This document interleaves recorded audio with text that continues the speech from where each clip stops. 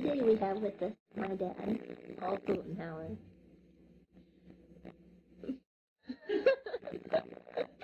And what we're doing here is an interview on Dad's memories of the war. He was in World War II and fought in Okinawa. And there's a lot about this that I don't know, and I think a lot of the family doesn't know. And so we're going to find out what really went on back then in August 31st, 1944. What happened on that day? I enlisted in the Marine Corps. Why did you decide to do that?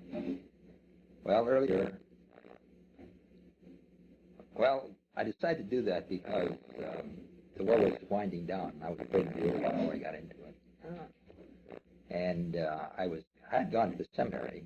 Well, after I got through prep school, I tried to enlist in the Navy Air Corps, and they had all kinds of candidates for that at the time, and the guy talked me into going to the seminary. So I went to the seminary 6 weeks and saw a film on the war in New Britain, and I said, gee, I'm missing all this, so I quit. All this excitement. All this excitement, and I quit, and it was one of the hardest things I did in my life, I think, was quit school. Well, you thought you knew you could come back, but that wasn't the idea. I just to quit. Why was it so hard? Had all my friends there. At school? That was part of my life, really. All my best friends were there. In fact, almost all my friends were there. So anyway, I did that. I quit and went to Chicago. What did your friends think about that? They sort of said, well, if you're going to do that, do it. What about your dad? Well, I went to, I got to Chicago and my folks were gone, so they were on vacation, so I hitchhiked up somewhere in Wisconsin and told them I quit, and they didn't say anything. Nothing? I don't think they were surprised. No, they didn't say anything. They said, oh, okay, something like that, but there was no great response to that. So then I waited then I went and enlisted in the Marine Corps, and waited to get called up. Why did you choose the Marine Corps?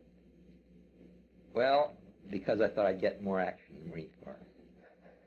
I wanted to get a Congressional Medal of Honor, and that would be my best chance. You really wanted to get one? Well, I wanted to get some medal anyway, I wanted to do daring deeds. Did you have friends that you talked about all this with? No. So it was just something inside Something I did myself. I think most of my friends didn't have the same kind of feeling I did. When did you have those first kind of feelings? Well, I was raised in British Columbia, and when I was 3rd and 4th grade, I read all about King Arthur and about Roland and all kinds of chivalry and all that kind of stuff, which probably left its mark on me, I don't know, but I would guess. That explains my dream about you being King Arthur the other day. Perhaps. So you saw some movies, and then you thought, you're going to miss out on this. Do you remember the time at which you actually made the decision? Walking home from the movie. I saw simply it was the news of fighting in New Britain. Bougainville, I think it was probably. And I decided then that was it. Did any of your brothers I think I also had a Hebrew exam the next day.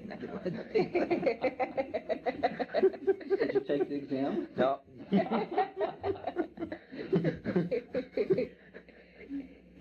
Did any of your brothers go? No. They never even thought about it. I don't know if they thought about it, but they didn't go. So anyway, I went to Chicago, and then going up to Chicago, I borrowed my brother's pass. You could get cheaper fares because we were considered clergy at the time. We were just seminarians. And the guy wondered if I really was a seminarian. I remember the conductor asking me, are you really a seminarian? I said, you bet I am. Anyway, we got to Chicago, and then Why, he didn't think you were because... I was very young looking. Uh, I probably looked like 15, 16, I would guess. and how old were you, in fact? 19. 19. So anyway, then I had to wait around to get picked up in the draft, or get picked up for the Marines to pick me up. How long did that take? Well, I probably quit somewhere around the middle of July. So that took a month and a half, during which time I met your mother. Oh, yeah? Mm-hmm. I didn't know it was that quick. I mean, that interim. Yeah, that's where I met her. I went down to the beach and met your mother then. I had a big argument with my dad the day I met her. Told him I was going to go into the paratroopers. And He said, if you're going to go into paratroopers, don't bother coming home. Why? Well, he didn't think that was a good idea, I guess. Because he's afraid you'd get hurt? Or... yeah, he thought I'd probably get killed. Yeah. So I didn't. I mean, so I said, okay, I won't. I'll go in the Marines instead. Showed him. So I went in the Marines, and that happened. I think it was August 31st. We put in a boxcar. Really was a converted boxcar, cattle train, which they had a couple of bunks in. But when we got to Camp Lejeune, which was about a day and a half, maybe 2 days to get there, we were all black. I mean, from soot coming in through the. But on the way down there was a guy by the name of Mike Ditka, same as the coach's name. Came from Milwaukee. Cried all the way down there. And I said to him, Mike, what did you enlist in the Marine Corps? He said, I don't know. My brother's in the Marine Corps. Well, so we got down to to Beaufort Paris Sound, in Beaufort, South Carolina. And as soon as we crossed that line where you went through the gate, the air changed. And Mike Ditka started laughing, and I started crying.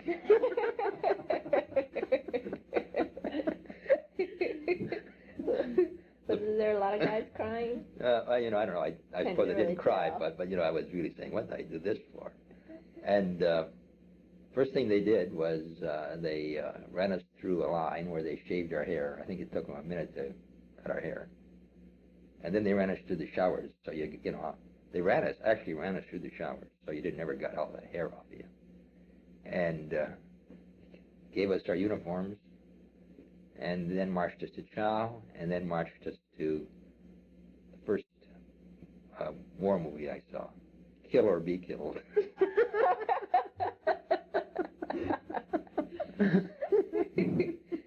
I remember that, and I said, wow, they can kill you here. I immediately forgot all ideas about a Medal of Honor. And then training started in earnest. That was hard. Because the DIs were tough, the drill instructors. They were tough and tried to be mean, acted like they were mean. They'd put you in situations, regardless of what you said, you'd lose. So then you'd have to do push-ups or hold your rifle until you almost dropped. And did things like that. And they had us do close order drill. On the second day we did close order drill. That's where you march right, left, about turn. We weren't too good. In fact, we were terrible. Nobody knew his right from his left foot. Laurel and Hardy. I learned, it really was. Well, I can still see us out there. And they had rules. The rules was you couldn't drill on the drill field once the temperature hit 90, I think it was 95 or whatever it was. So they had you quit drilling it. And then they'd take you behind your barracks, which were all sand, and they'd drill you there instead. It was much hotter there, wasn't it? Probably, I don't know, it was not just harder. It probably wasn't hotter because, off the macadam, the heat would bounce off of that. It would accumulate more heat. And the sand was white, so it probably didn't have as, but it was, you'd be marching in sand. And every morning you'd have to get up at 5 o'clock, and they'd whistle, and you'd have to be outside within about a half a minute, I would guess. They'd screaming, "We want to see blood on those bulkheads." All rushing for the door. And we all believed them, at least I did. And they told me I was a shitbird and the lowest part of life there possibly existed. And I believed that. They completely destroyed him. How long did that take? About 2 minutes. 2 minutes after you got there? Yeah. I thought I'd been around, but man, that wasn't. I learned in a hurry that I had not been around at all. By just them just talking shit to you? Yeah, just by that. That's all they had to do. They said some marvelous things. I remember one time we were in parade, and this one guy told one of the guys in the group to go over there and deliver a message. And he said, "How do I get there, sir?" And he said, "I don't give a damn. Piss a stream and float on for all I care." I thought that was pretty clever. But we never laughed at anything like that, because we would have been mercilessly subjected to scorn and ridicule. And we grilled Lieutenant Knight. So. And then I'd come back to the bunk and I suppose snivel, and Ditka'd be laughing. "Oh, you hear what he said? Wasn't that funny?" So was Ditka your first friend there? Ditka? No, he just happened to be next to me. I don't know who my best friend was at that time. There were various guys in the outfit, I don't know if any of us were friends. We were just thrown together. Right. And then there was always talk about all the sexual conquest people had. And I thought to myself, gee, I'm the only guy around here who hadn't had sexual conquest. They all told these marvelous stories of the girls that they get. And I just wondered about it. As I got to know them better, I found most of them were stories. And then, I don't know how long that took, probably about 4 weeks. And then we went to the rifle range. And the rifle range was where you learn how to shoot. So before that time, you were just doing We did close drills or whatever? drills and mostly close order drill. We did a lot of that. Conditioning, I think, bayonet drills. I guess we went through obstacle courses. And just mostly it was psychological warfare. Your first meal, what was your first meal there? Oh, I don't know. The Marines never fed me one good meal. Well, what did they feed you? Just slop. slop? The food, we ate it, of course, but I don't remember it ever having, not true. They fed you pretty good at Christmas and Thanksgiving and Easter. They would make and Thanksgiving, they'd make an effort at that time to give you a good meal. But apart from that, Marine Corps food was terrible. At least that's the way I remember it, Uh-huh. Well, it didn't make any big difference, Is that where you had all the spam? I suppose, I don't know what we had, but it was certainly didn't leave a lasting impression with me. Then we got to the rifle range. And once you get to the rifle range, you get sort of salty, the mood changes from being a shitbird to, being a guy who knows how to fire a rifle. And that was more relaxed.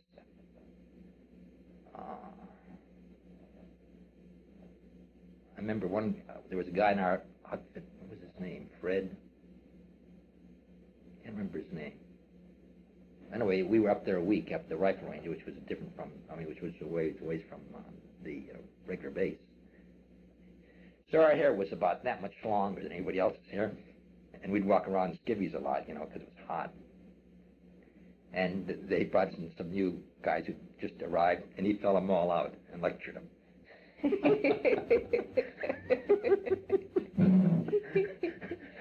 Lectured them for about 15 minutes on being good Marines. For which we all got into trouble. Did you? Yeah, I forget what happened. Did they know who did it? No, I don't think anybody would have squealed, but they knew somebody from our outfit did it. Everybody got in trouble. Everybody got in trouble. And how were you, a good shot? I was fair. I wasn't a good shot. I was a marksman, but you were a marksman and sharpshooter and expert, so I was a marksman. I worked hard at it, but wasn't a great shot. Had you used guns when you were a kid? What? Had you used guns when you were a kid? No. I'd fired a couple of guns, but hadn't really used them. So I got out of boot camp right around Thanksgiving. Went home, or I suppose probably had a 6 or 8 day leave. Visited your mom. She wondered why I brought my brother along. I wonder why I did that. What's brother? Fritz? Norm? Norm. Probably because both of us wanted my dad's car. There was only one car available.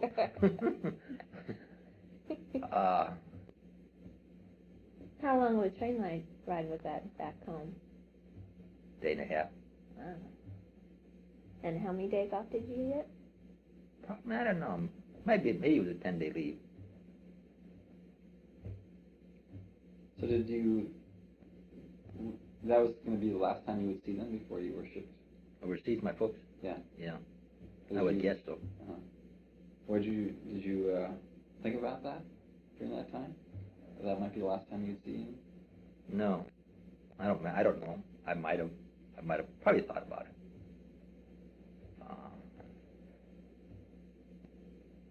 I remember being in boot camp and being concerned that I wouldn't get put into cooks and bakers school. Because I didn't want to be a cook or a baker. Somebody had to be a cook or a baker, you know. That's my big worry. God, I thought they don't put me in that.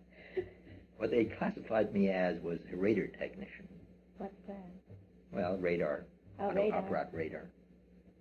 And they took my IQ, and I had a real high IQ, so they put me in, I don't know what. I didn't have a real high, but my IQ was probably upper 97 percentile or something like that. At least that's what they said I was. So they said I was eligible for OCS after a while. And then we went to Camp Lejeune. Camp Lejeune, I met quite a few people that I met. They combined our various units, and I met at that time. First day there, I met a guy by the name of Red Phillips. Red Phillips was a person who just got out of Philadelphia Naval Brig, where he'd done 6 months for hitting the gunny sergeant. And he used to be Max Baer's sparring partner. Max Baer was one of the big heavyweight boxers at the time. And he and I became good friends. He was about 6'4" and weighed about 210 and had very quick hands.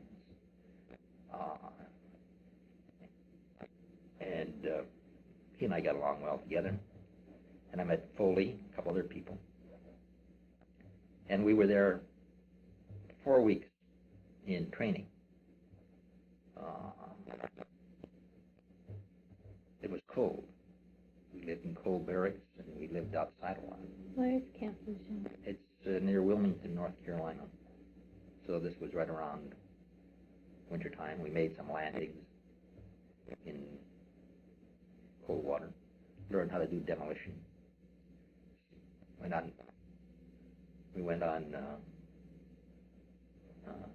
problems, what they call, I forget, but anyway, where we simulated war there, you know, and had to sleep outside, cold at night, couldn't build any fires, you know, anything like that.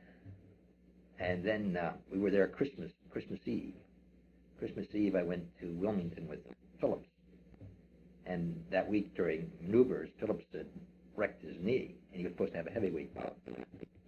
He was married and had 2 kids. He was supposed to have a heavyweight bout that weekend to make some extra bucks, and he couldn't. He went to this bar, and who does he run into but this sailor who he was supposed to fight? And he was about 3 or 4 other guys. And the guy started ripping him. He said, well, you know, you wouldn't have stood up to me anyway. And he made some other comments, and finally Phillips got angry and hit him twice and knocked him over the bar. And then the other 4 sailors went boom, boom, boom like that. He said, let's get out of here. So we ran out, and he says, a soldier came in on the way in, and he just knocked him out, too. It's like a movie, doesn't it? Did he do that so he wouldn't have to do the fight? Well, he just got angry, you know, and Oh. once he got angry, That was it. it was the end. And I was a sort of bystander, but I was with him.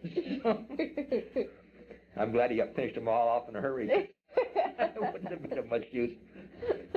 And we went back to Camp Lejeune then, and a guy by the name of Permenter from Alabama came in about 3:30 in the morning, half crocked, or totally crocked, and says, "Here, have some of this." I said, "I don't want any of that." He said, "Well, have some of it." So I finally took a couple of swallows, and it was white lightning. You know, white lightning. I mean, it was. And I got sick. You know, I mean, the next day they had a good meal, I'm sure, but I was just sick. I couldn't eat anything. I was just throwing up all day long. White lightning. So that was my Christmas in the Marine Corps. You must have had more than a couple swallows. Well, I'm sure maybe two, you know. Really? Permenter probably It's insisted just I have straight two. alcohol. Yeah, Alabama we call That mean by white lightning, you mean homemade? it. Homemade stuff, yeah. Ooh. Right out of somebody's still. It wasn't in a quart mason jar. You know. Do you think Camp Lejeune was a good simulation as far as getting you ready? Did they do a pretty good job? I don't know. You just did it. Then I think right after Christmas, probably the day after Christmas, they loaded us on trains. We left for Camp Pendleton.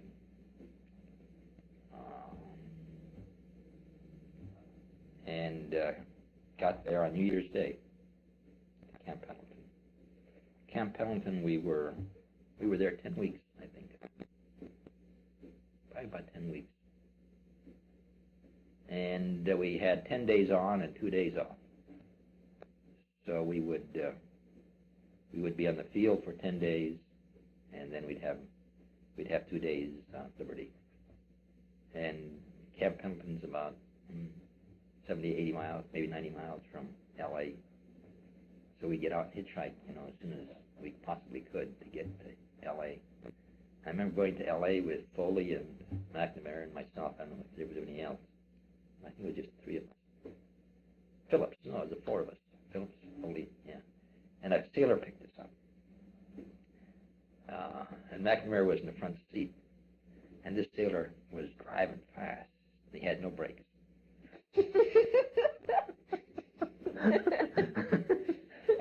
And McNamara was telling him all kinds of horror stories, about people getting killed, right? And this guy said, "Oh, that's very interesting."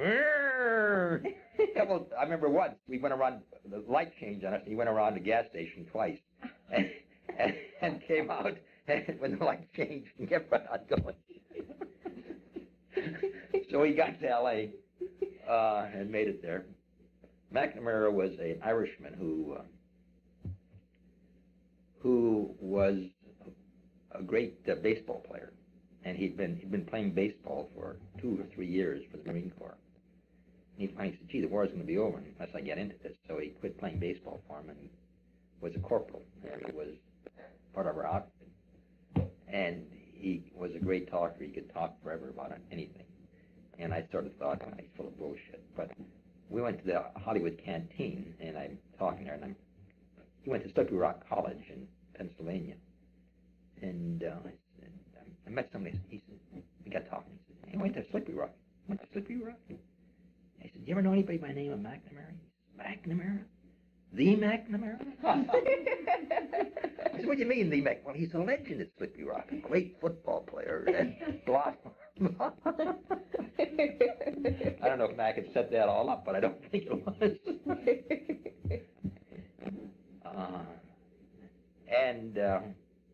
At that time, I remember Foley was a good friend of ours who was also Irish. There was Foley, Phillips, and McNamara and myself. Those were 3 Irishmen, and myself a German. But Foley met Angela Lansbury at the canteen. I can still remember him trying to talk her into a date, but she wouldn't go out with him. The last Liberty I was on there, there was a guy by the name of Ski, I forget his name, he was from Chicago. Used to be a platoon sergeant, which in the Marine Corps is pretty high up. And he fought through the whole Guadalcanal thing and then came back. And was a private when I knew him. So he got busted, must have been busted 3 or 4 or 5 times for various infractions. And I saw him and I says, hey, Ski, you going back to camp? And he says, no. I says, I'll be in camp in 5 days. And you'll probably see me with a runner behind me when I get in. The runner was a guy with a rifle who had to guard a prisoner. Oh. So sure enough, 5 days later, I see Ski with a runner behind him. And he was charged with being over leave, being, absent without leave. And so he went up, which was just a plain summary court-martial. And the major said to him, how do you plead? He says, not guilty. He says, what do you mean not guilty? He says, I'm not going to plead guilty to this thing unless you promise me a complete psychological diagnosis, because he says, I'm no crazy. Well, next time I saw Ski was aboard ship.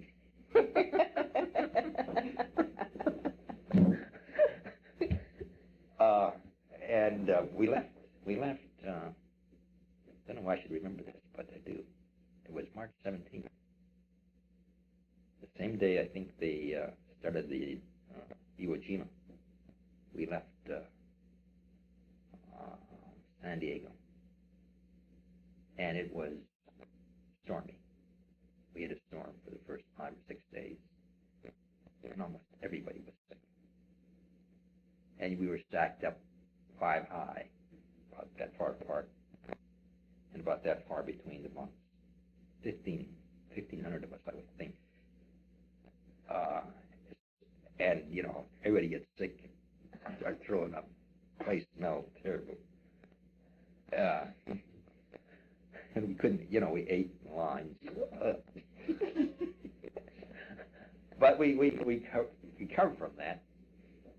And my friend McNamara got together with Ben Feinstein, and they talked to the ship's sailors there and said, hey, why don't you guys, you guys don't want to take care of all these Marines, why don't you give us the Poggy Bait concession? Poggy Bait was candy. So they got it from ship stores, and they sold us candy bars 3 for a quarter. I think they paid a nickel a piece for them. That was graft. We got to Hawaii, and they got into Pearl Harbor, and they marched us off the ship, let us swim in the pool for 15 minutes, and marched us back aboard the ship. So we saw Pearl Harbor and sailed out of there. Then we had boxing. We boxed aboard the ship. And I got to know Ski better at that time. And he was a good boxer. And he was in the championship bout. All of a sudden, in the middle of the championship bout, he takes off his gloves, throws them down. I said, hell, I don't want to do this anymore. And walks away. Everybody booed, I don't give a damn. Nobody's paying me for this. I don't care what you guys think of me. I know who I am.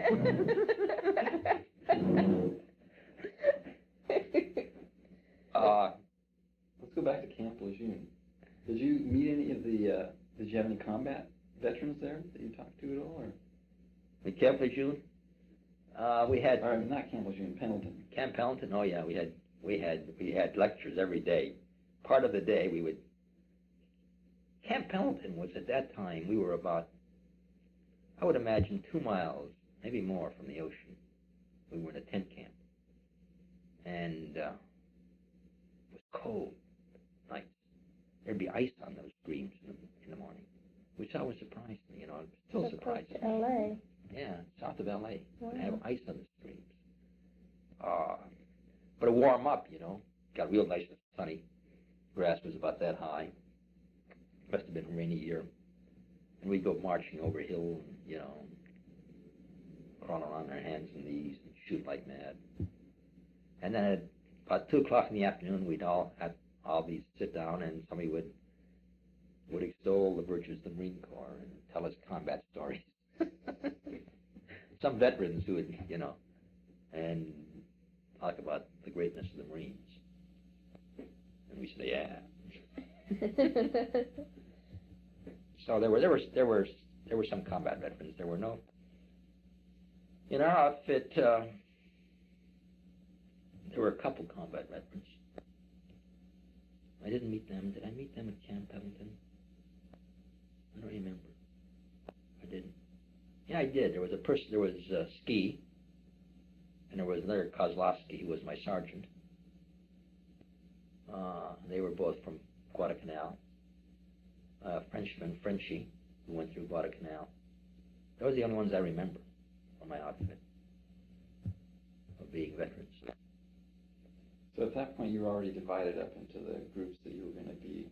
No, we were. Well, we would form platoons, so there'd be platoon. I think was 39 people.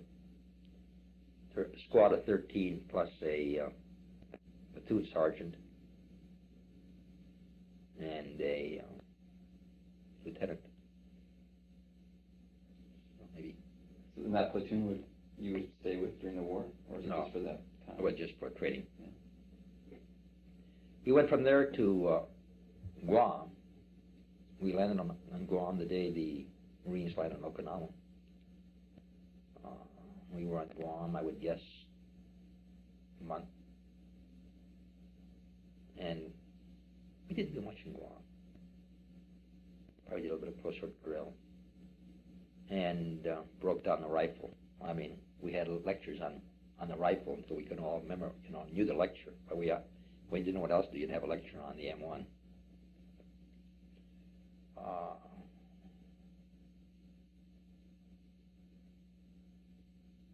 And that was sort of a relaxed time, actually. While we were on the night before we left, I was with Phillips, and he saw the gunny sergeant who turned him, who we did time for. He said, I'm going to kill him tonight. But we shipped out that day, that night, so I don't know if I think he might have, because he really hated him.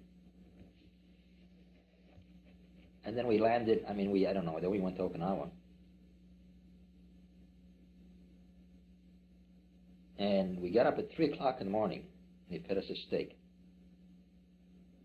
when we got to Okinawa, and then they put us over the side. I don't remember landing there, but I remember we were going over the side. So you go down these rope ladders.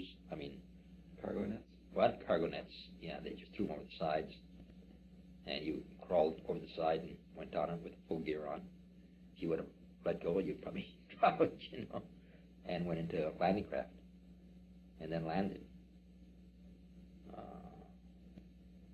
And then we drove to the front. I remember we were all having a great time until a Jeep went by with 2 dead people up in front on stretchers. So we shut up, I'm sure, for at least 3 minutes. No one said a word, And then we started getting pretty rowdy again. And their Jeep rolled by with a couple of dead people on the front of them. So we all shut up again for a while, I'm sure. And then it was getting dark, and they rolled it. No lights or anything like that. And we came to a place where we were going to stay overnight. We just got down, and they started shelling us. I don't know if that was accidental or what, but anyway, they were landing shells all among us, I remember one of my buddies says, I'm hit. Smitty said it. And I went over there and felt when it was real soggy, I said, yeah, it feels like you're hit. And then I finally looked, I was able to, I said, wait, this isn't blood, this is just mud.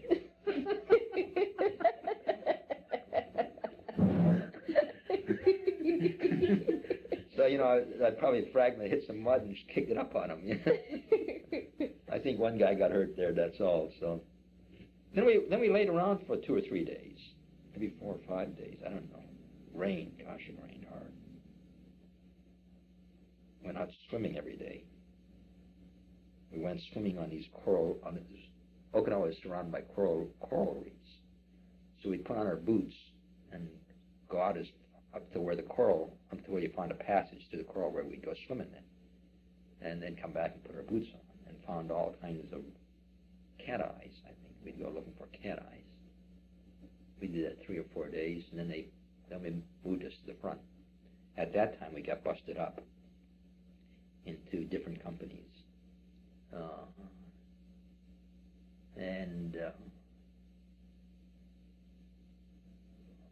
Foley and Phillips went into machine guns. McNamara went into a different platoon. And I went into I Company. And I don't think I had any real close friends there at that time. My foxhole buddy was first Kenneth Long, and then Dulcie, and that outfit had just come back from Sugarloaf. And at Sugarloaf, they just had tremendous casualties. I would think there were probably about 10 people left in the platoon out of about 40.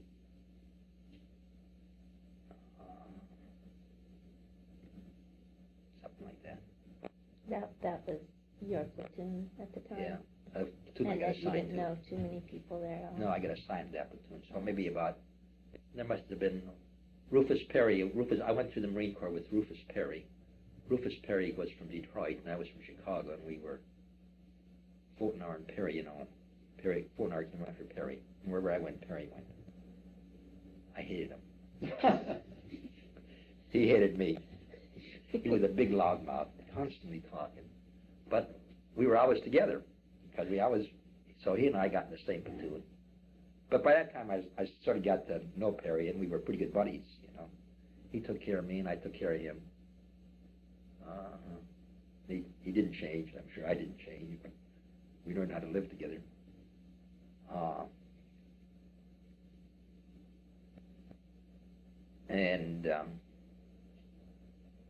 So Rufus Perry was part of my platoon, and Dulcie. I got a foxhole with Dulcie. First day we went in an attack. We attacked the hill, small hill. We had to probably run about from here to top of that hill up there. We went single file. Were shot at, and took the hill. And then they lobbed us in with mortars, and about 3 guys got killed at that time. I remember the first guy who got killed, his name was Bryant, a nice young guy. He was one of the original. There were 2 guys left in my platoon at that time who'd gone through all of it, and he was one of them. He and a guy by the name of Bledsoe, and he got killed. I remember him saying, "Lord, help me die," and he died. Help me die? Yeah. And this was on this hill, so we dug in there, and then it rained that night.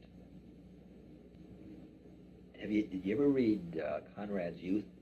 Have you ever read that short story, Youth, by Conrad? So. Joseph Conrad? Yeah. It talks about youth being unconquerable, omnipotent, you know. But I mean, it's a great description. And I remember that story that night when it was raining. I said, "I want to live." What were you under? What? Were you under anything? No, we were just pouring down rain all pouring night down long? rain all the time. We did. It rained all that week, hard. So what did you feel like when you had to make that first run? First time you had people trying to kill you? I don't know if I felt anything. I mean, I think about that every now and then. I don't know if I felt much of anything during the whole war. There must have been a certain time where you just shut down all those. Yeah, it probably did, you know. I would think. I was a Marine. In Pendleton. And we did what we were told. And we did that. So they said, charge, you charge. And you just probably your emotions just sort of go on vacation. I was only remember being frightened one night. I was scared. That's the only time I remember that. What was different about that night? I was I don't know. Maybe I let myself start thinking about what might happen to me. I don't remember. I just remember being scared.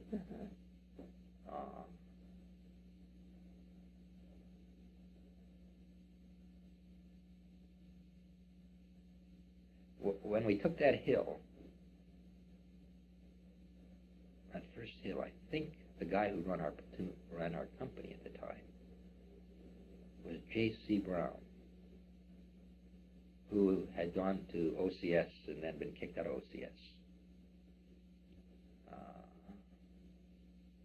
And all of our lieutenants had been killed, or were out of commission. So J.C. Brown ran the operation. I remember him being hit with a phosphorus grenade. His whole hands burned, but he was bucking for a Medal of Honor. So he just kept on running the show. Did he get it? He got a Navy Cross, which is the next thing. He was after it. It's going to show him that they shouldn't have kicked him out of OCS. We had 3 or 4 guys who had been in OCS. And, Ooh, what's OCS? Officers Training Officers Candidate School, who were in our outfit and got washed out. One of the guys in our outfit was All-American. I forget his name. He was another Polish person. He was a halfback for Indiana. Got killed by one of our guys. He was a sleepwalker. He got up at night and started walking, and one of us shot him.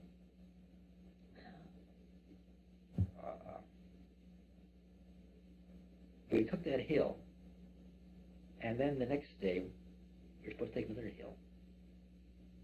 And we were in the 3rd platoon. The 2nd platoon tried taking it, and they went up it and got clobbered badly.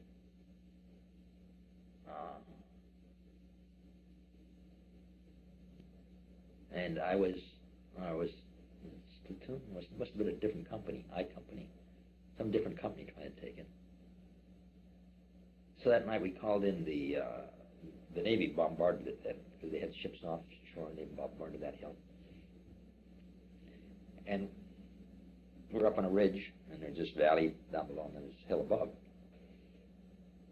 So we wait there, and they tell us to charge. And by this time, I'm a BAR man. A BAR was a Browning automatic rifle, which I thought was a terrible rifle. It weighed 19 pounds, and it had a bipod in front of it, which as soon as we landed, we got rid of the bipod, because it was 2 pounds. You wouldn't have to carry it. Which probably is a mistake, because then you didn't have any control of it. Okay, but you had to clean it every day, because the vents that would make it work automatically would carbon up. And it was hard to keep a rifle like that clean in combat, because you'd have to dismantle it all and take your time. So it would jam on you a lot. And I was given a BAR, so I had this. By this time, it was a 16-pound rifle, and you'd have, I think, about 10 cartridges. Each cartridge had 20 rounds in it. So you have a cartridge belt. And they said, charge. And so we started running up for that next hill. And there was a stream to cross that was no wider than that, I'm sure. And I landed right in the middle of it. And just laid in it for a while. How much did each cartridge weigh about? Well, I'm sure, you put those all together, another 20 pounds. So, and then you carried we landed with 2 packs, one right under each other. And we immediately got rid of almost everything except our poncho and our mess kit. And probably it. That was probably it, because the rest was just extra weight. So anyway, we finished the assault on that hill, and we got on top of the hill,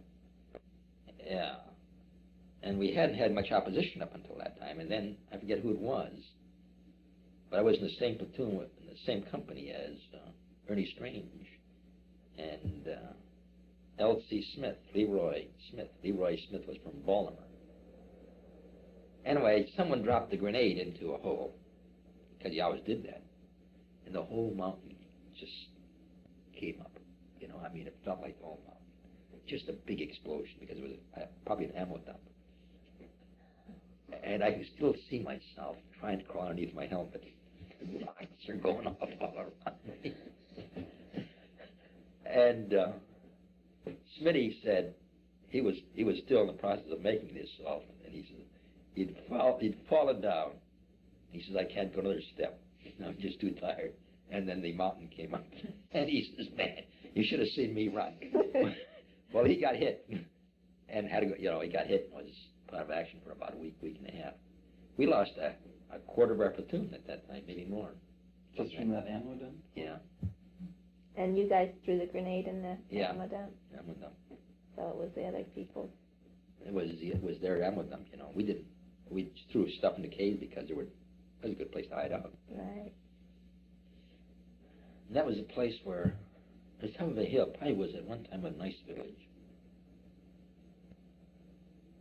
I saw a woman there who had just given birth to a baby, dead, you know.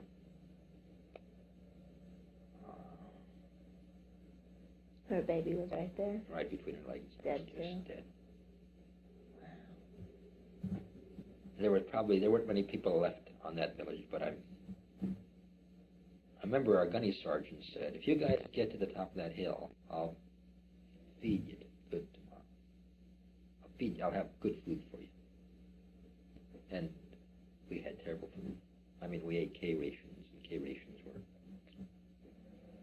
basically uneatable.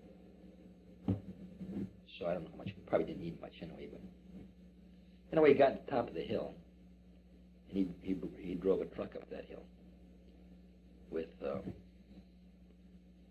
I got one of those big cans of peaches, you know, one of those like that. Another guy ate that whole can. That number 10 can.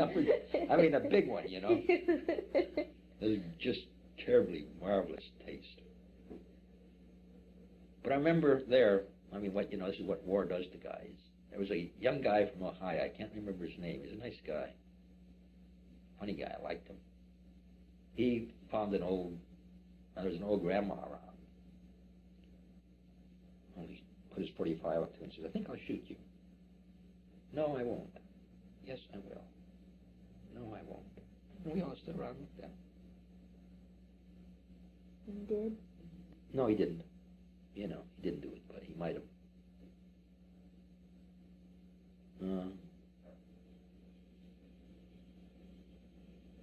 Then it quit raining. And we came off the line there and went back to Naha. Naha was, I don't know how big a town Naha was, maybe 100,000. But there was nothing there. It was just flat.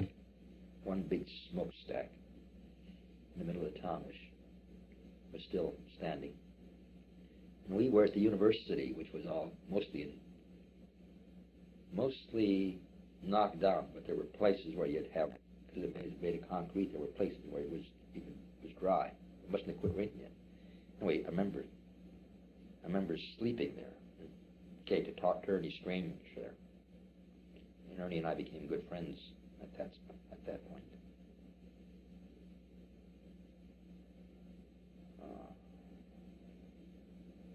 What did you guys talk about? Who knows? Don't remember what we talked about. I remember a conversation later on with him. Probably just happy to be alive. And every night, part of the ritual was you'd take your clothes off and look for lice. Go through all the seams and pick out the lice and kill them. Well, they must have pretty big lice over there. What else could it be except lice? Yeah, Lice were about that size. You could see them. They'd get in the seams. They'd eat on you, you know. Those are big. And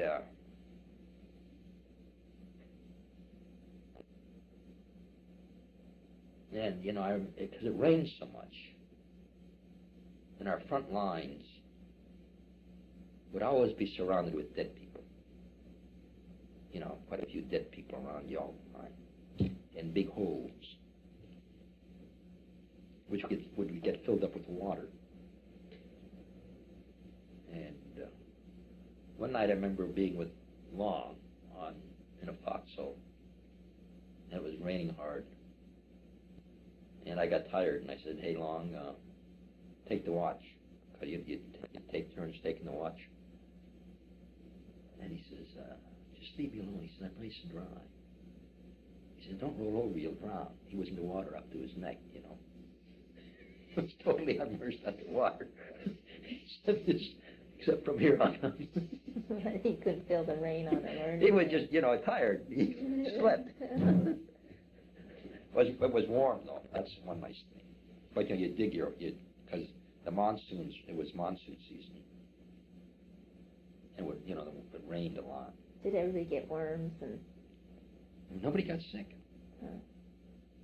I mean, I don't remember anybody having a cold. Worse, I think all of us had athlete's foot. You know, Yeah, I think we were probably all wet kinds of all the time. fungus. Fungus on our feet. But beside that, I don't remember anybody suffering from anything like that.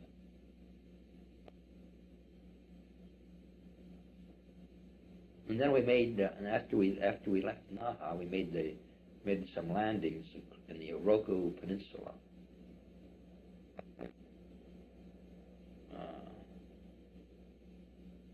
And the Japanese had a mortar which just made a terrible noise. It's a big mortar. You could see it. You could see it coming at you, you know.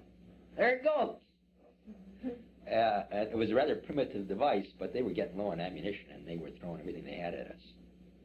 So it come scream. First time you heard it, you know. And then we could start seeing it and saying, well, it's not going to come near here. But you could never be too sure about it because it wasn't too reliable. Its trajectory wasn't clear enough. I don't know if it killed anybody, but it sure made a lot of noise. I could just hear it screaming.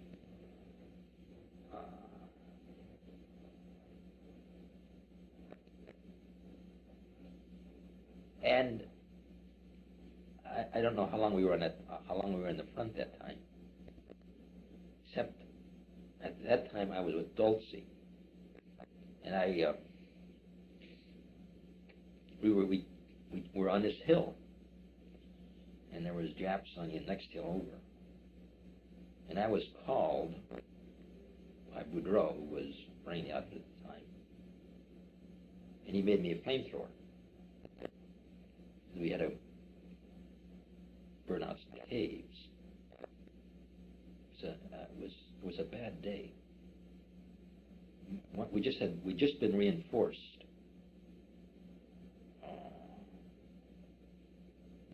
And when you got reinforced, if people could live a day, that would increase their chances a lot, because you'd get pretty smart in a day's time. And I remember we had tanks that day with us. We thought we were in a safe spot, and this one guy who just came to the front sat on top of the tank, and somebody hit him right here, right there. He lived for 4 days. And but anyway, it was on. I think it was the same day that happened. A couple other guys got killed, and I remember being hunkered down in them. Most of the platoon was hunkered down in this one spot, and we were wondering whether we should make an attack or not make an attack. And we decided not to. We were all happy about that. But I was assigned to burn out a couple of caves. And so you had two triggers on a flamethrower. One of them is where you'd shoot out the liquid, the other one was you'd ignite it. I think I had 5 minutes training on this machine. And so I said, okay, we'll do it. And I think it's about the third or fourth cave, I threw a blast into this one cave, and then ignited it. I'm glad I didn't ignite it right away, because what happened was that the cave must have went in a certain ways and then veered off. And when I ignited it, just came back and knocked me right on my tail. And I at that time I would have veered. I don't imagine could have been much of a bird at 21 or 19, but we hadn't shaved who knows how long. And it just took all, gave me second-degree burns on my face.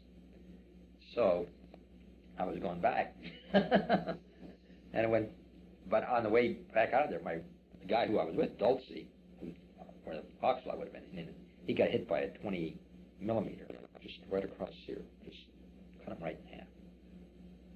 What's that, 20 millimeter? 20 millimeter is a bigger shell. It's about that big, you know, just took him like that. I'd been in that foxhole with him, I would have got it too. And then went back, probably 100 yards, 200 yards to medical units. And there they were interrogating a Japanese who gave them some information. And been pumping blood into him. And then finally says, that's wrong information. Colonel says, take him out and shoot him. So, shot him. And I went back to camp. I went back to the hospital, which was probably a mile, maybe 2 miles behind the lines. And in the hospital, I met a guy from my congregation in Chicago. I was in the hospital, I think, 3 days, and I said, I want to go back up the front. The heck with this stuff. Went back and joined my outfit.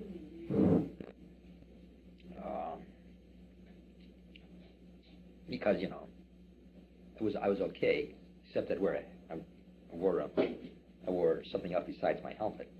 And I get back to my outfit, and the colonel was by that day, and he looked at me, he said, what are you, a Marine or a Gook? And I said, I'm a Marine, sir. He said, well, look like a Marine.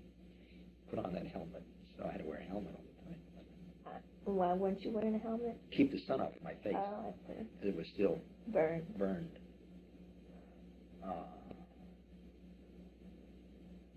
And that morning, the next morning when we were at camp,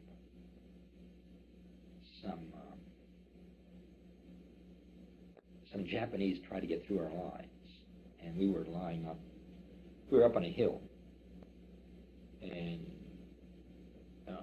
I would say, must have been about, we were probably on a line on that hill, but right below the hill was right below us was a irrigation ditch, and they were sneaking through the irrigation ditch, and it was just before dawn. Anyway, somehow they were spotted, and thereupon they threw their grenades at us, and I remember one landed, I would imagine, about there, and I was about here. They had concussion grenades. Just remember it. It's black and red. Just picked me up about that high and dropped me down on the ground again. That's all it did to me. And then they blew themselves up. And they're on a They all mission. blew themselves up. They were carrying some kind of explosives, and the stuff went all over the place. And we said, let's go eat. Their limbs and everything. What? Their limbs and everything. Well, mostly small little hunks like that, you know.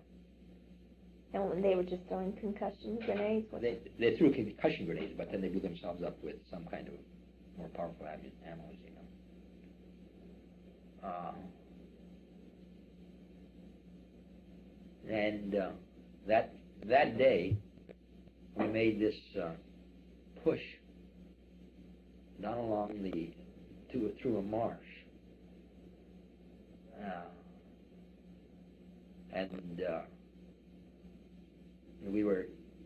The Japanese really were basically almost out of ammo at that time.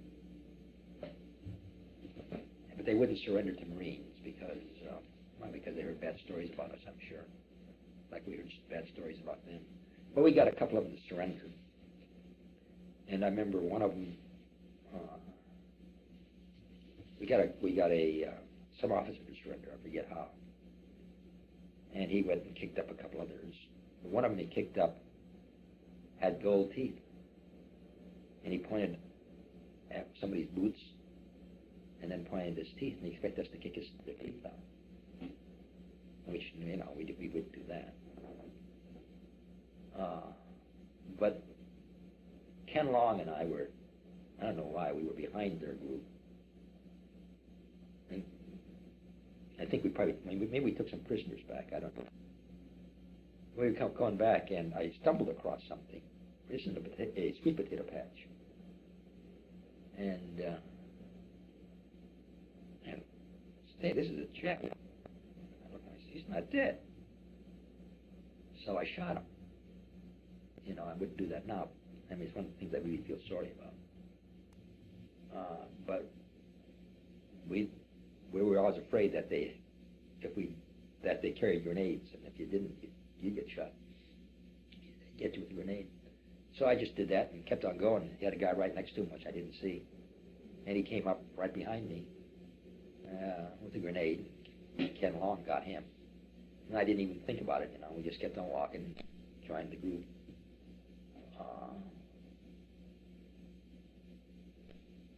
And so that was sort of the end of the action we saw. That was probably about it. After that, I remember Ernie Strange and I went looking for souvenirs. And we got to this one cave, and we threw a couple of phosphorus grenades in it. And then we heard some coughing. I said, gee whiz, there's somebody in there.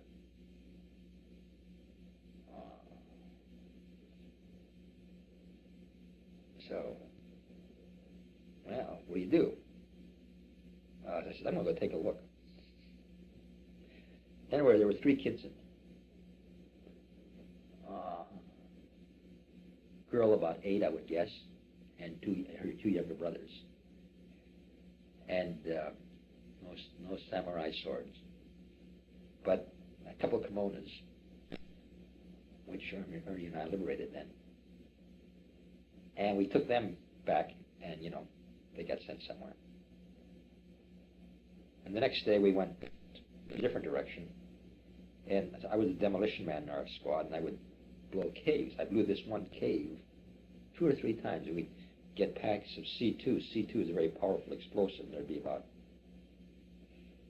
4 hunks of C2. C2 would be about that big, about that wide, and you could burn it. Or you could detonate it. If you detonate it, it would really explode, make a big bang. And I blew this cave several times, and nothing happened. Finally, we went inside of it. It was a big ammo dump.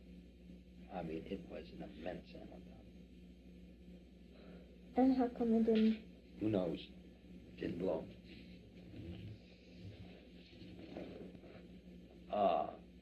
At one time, we went into a cave. It was a hospital cave. There must have been 400 or 500 people. Just stacked up. I think I used a flamethrower net a couple times. Part of the function of the flamethrower was it would suck all the air out, and people would die of lack of air, asphyxiation. And we blew it a couple times, so when we went in there, we put some C2 on the end of an old rifle we found and used it as a torch because it would burn good. And walked through it, walking on dead bodies all the time, looking for souvenirs. Then after that, I bet I found at least 9 kids. Back in those caves? In caves and in other places, looking around. And one of them was, I remember finding him with a kid about 5, the 2 other ones with him. And we were on patrol. And he had, his head was just full of maggots who were, probably kept him alive, Kept him clean, Smelled terrible. But we were walking along, and a truck went by with a bunch of Okinawans on it. And it was his parents were among them. That was nice.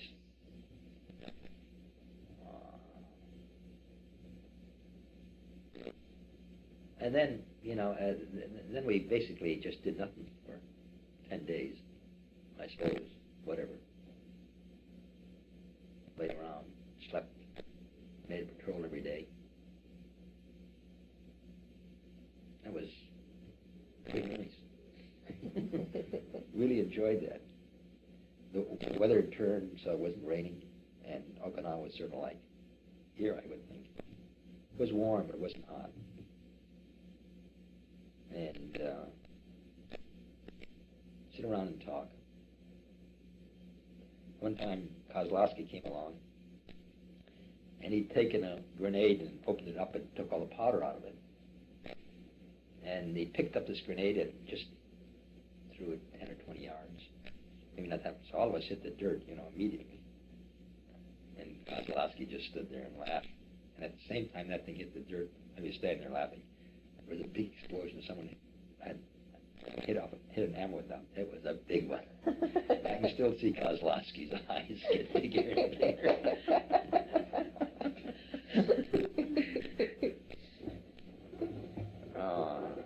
So you'd find these kids and you'd pull, what would you do with them after you found them? With the kids? Yeah. Oh, I don't know, bring them back to the platoon and give them to somebody. They would, by that time, they were starting to have places where, kids would be taken, orphanages. And I remember being there the 4th of July, and they dedicated the cemetery there. I remember going to the cemetery, but I don't remember much beyond that. Going there, hitchhiked there, came back.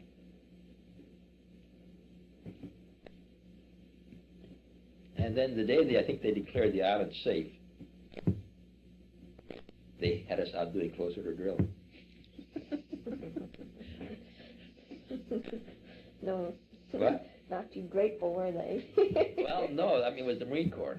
They immediately, when we were on the front line, everything was as casual as it could be.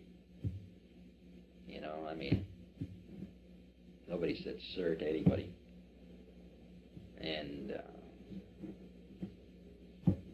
but as soon as the island was declared safe, they instituted the old regime again. Officers were officers, enlisted men were enlisted men. And close order drill was part of the order of the day. And actually, it wasn't so bad. We sort of were a pretty good drill outfit, I think. But I don't know when we left there. I remember leaving there, marching down towards to catch our ship, and thinking, man, I've lived through this. I'm never going to sweat anything anymore. Never get what? Sweat anything anymore. Every day hereafter is a bonus. I'm still alive. My buddy Rufus Perry, during that time, every night you'd set up a perimeter where you'd put out flares, trip flares, so that if anybody came through, they'd trip the flares, and the flares would go up, and they'd illuminate the whole area. So one of the first things you did in the morning was go fix your trip flares so that they wouldn't, so nobody would stumble across them. Well, Rufus and I and Ernie Strange, I think it was, were going from one place to another. We went past a place where they had Navy corpsmen who had, I don't know why they had an outfit there, but they didn't fix their trip flares, and Rufus Perry stumbled across one, got a trip flare right in his spine. And he died within 4 or 5 hours. It's one of those casualties of the war that didn't need to happen. But anyway, I remember saying, boy, I'm never going to sweat anything anymore. And so we got aboard this LST, landing ship tank, which is a big old boat. It was used for, it would carry tanks. So I don't know how long it was, maybe 200 feet long, I would suppose. And they put our company in this bottom of this thing. And sailors immediately started selling us stuff like fruit. I'm sure we paid a lot of money for an orange. Call you $1 an orange, anything like that. By this time I made PFC. I remember they had a ceremony when they made us PFCs. I was in charge of a squad. A squad is normally run by a sergeant. They made me a PFC. Because you ran a squad? What? Because you ran a squad, or? Well, they just did. We didn't. We got beaten up so often that whoever had seniority would start running it. And I remember one time being up at the front, they brought some people in. They brought recruits up. And George said to her, and he says, "Gee, look at that guy. I wonder how old he is." Man, how old are you? He said, "I'm 26." He said, "God, one must be going bad. They're getting old men out here." Because we were all, I think I was the oldest guy in my outfit, and I was 19. And 26-year-olds, that was, and our officers were all young too, 22, 23, just out of college. So anyway, we got aboard this ship, and we missed our convoy.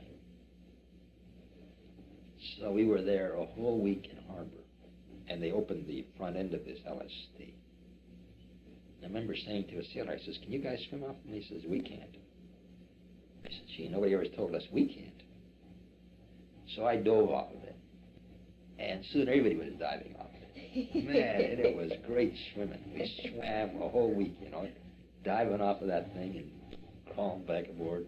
I'm surprised they didn't tell us we couldn't. And we ate pretty good for the first time in a long time, at least. And on that, yeah, I think it was there. Yeah, it was there. No, it wasn't there.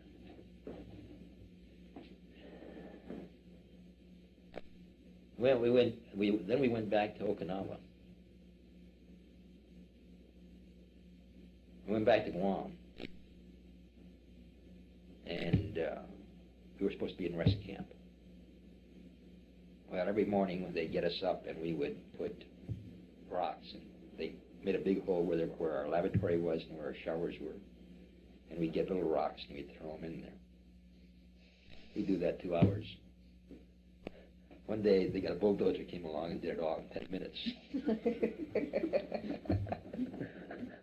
And we were on a bluff overlooking the ocean. And the colonel lived in probably pretty good tent. And he couldn't see the ocean. So a couple of us were detailed to clear the brush in front of his place. So part of our rest camp was clearing brush for the colonel. We thought it was a really marvelous time. And it rained every day. No, it was pretty nice, but it rained a couple of days, and it really rained hard. Water was that deep throughout our camp. At least that deep. And it rained hard in Guam when it rained. It was where we were was probably all coral rock. And I remember the night the war ended. The night they dropped the bomb. It was 10 o'clock our time. It was 10 o'clock at night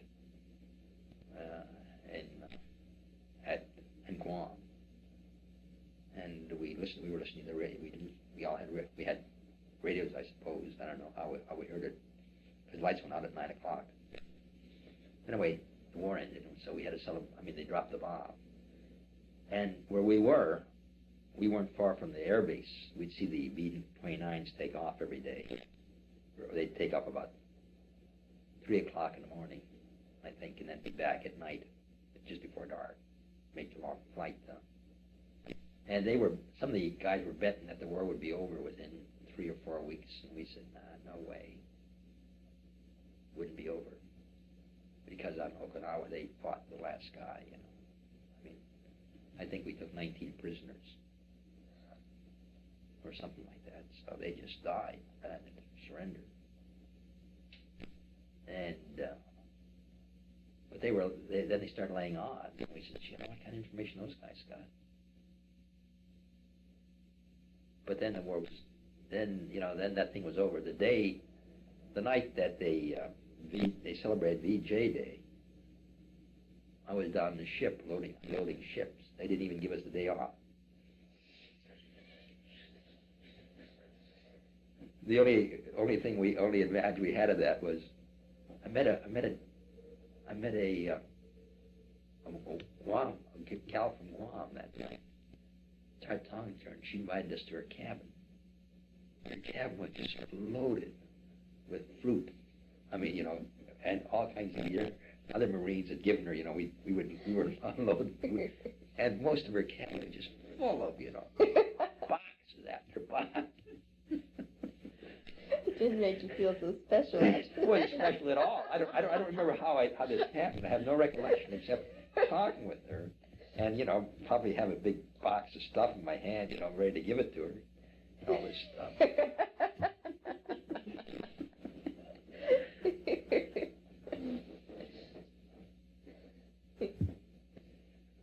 So, but on Okinawa, on Guam, I wasn't bad duty on Guam actually, because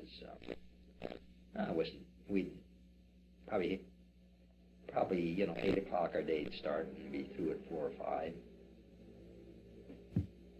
I know what we did besides fill up holes, go to the rifle range, do close order drill, start doing some training for making the invasion. But we were waiting to get reinforced because we were still really low on terms of men. Okay. In terms of, a platoon normally has, a reinforced platoon has 50 people in it. And I imagine we were down to, probably we came back from Okinawa with maybe 20, 22, 23 people in our platoon. In my platoon, there was one guy who went through the whole thing without being wounded.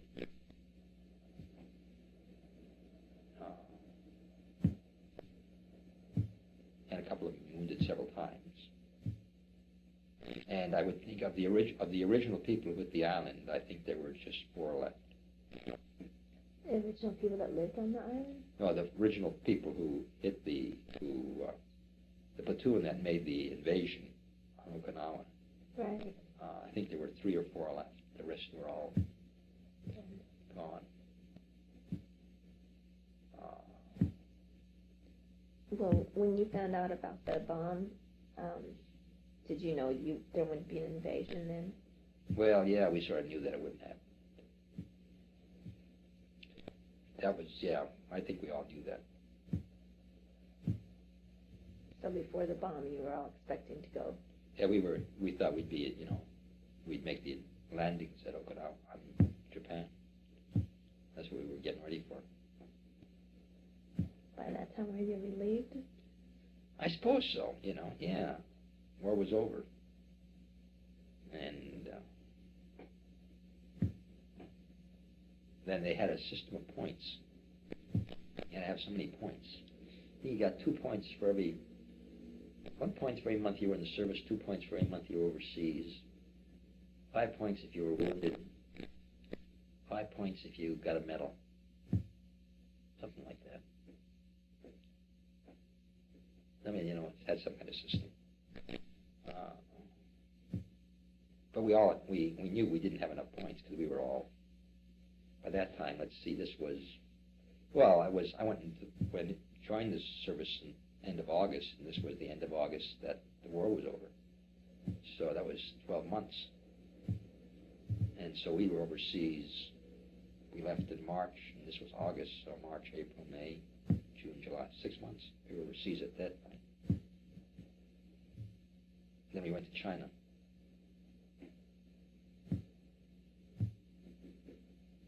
We hit a typhoon going to China. We just were the tail end of it, but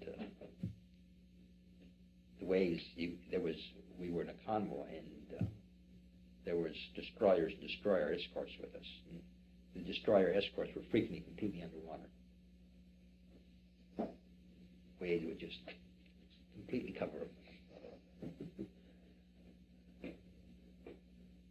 And we were, we'd get wet all the time. We would be above the board to get the chow lines, so you had lines you hung on to. And get some bowl full of seawater? No, I think we ate outside even. I'm not sure, but probably Remember having a conversation with Ernie, though, after the typhoon. I remember we had a great conversation about beauty. I remember Ernie saying, for something to be beautiful, it's got to be dangerous. It's got to have a little bit of danger in it. And I said, well, Ernie, he said, one of the most beautiful things I've ever seen was, he says, I was working in the Okefenokee Swamp, and there was a water moccasin which was about to strike, and I happened to see its eyes. He said, they were dangerous, but they were sort of beautiful.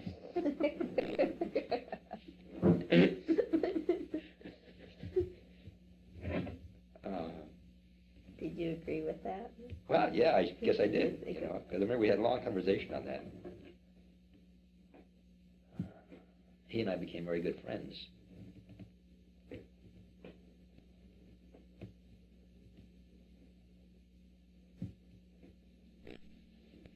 The harbor in Tsingtao is just a beautiful harbor. We landed there October 10th. And got up in the morning and went up on deck, and there it was, this big harbor. And all kinds of ships in there. And you looked out, and here was this university town. It looked like a German university town. It had a big cathedral in it, had a wall around it, like a medieval university, And I said, gee, that's probably 50,000 people live in that place. Well, there were at least 1 million living in that place. And the Chinese came out and tried to barter with us, and people would try to rip them off, and then they'd lose face. We went to, we didn't know anything about any of that stuff, And then we went ashore, and Ernie and I said, let's take we went ashore, and they put us on watch meeting. We had to guard some houses, I suppose. Ernie and I said, well, we'll take the first watch. We'll take the first post. The first post turned out to be a house we had to guard, which you could lock the gate to. Put a bar across. It was a big house. Put a bar across the gate. And there was a German couple in there and an English girl. And I remember Ernie and I were so proud because we didn't curse once.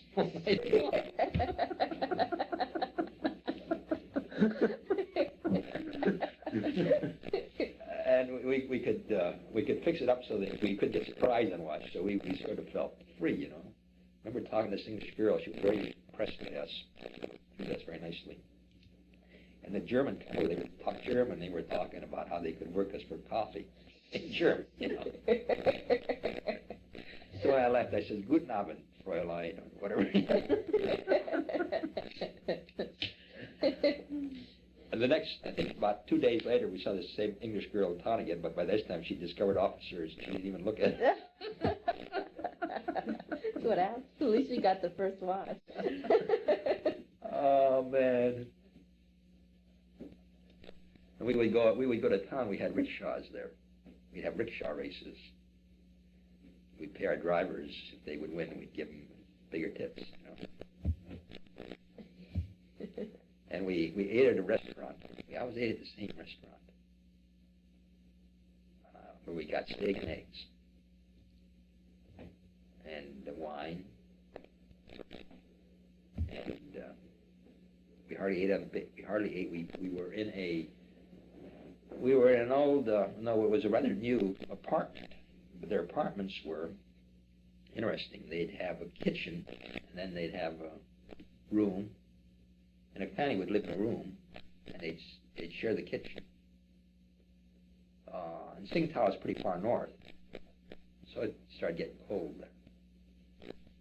And the showers were just icy water, so we would shower too often, but we also did shower. And food wasn't so good, so whenever we could, we'd go eat elsewhere.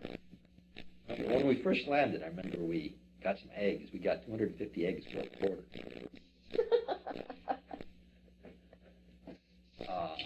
Which we thought was a big deal, It was a good deal. Yeah. And some of them we opened up where had chicks inside of them, but most of them were fresh. And we cooked them, we'd say, heck, we'll cook these ourselves because we had access to the kitchen.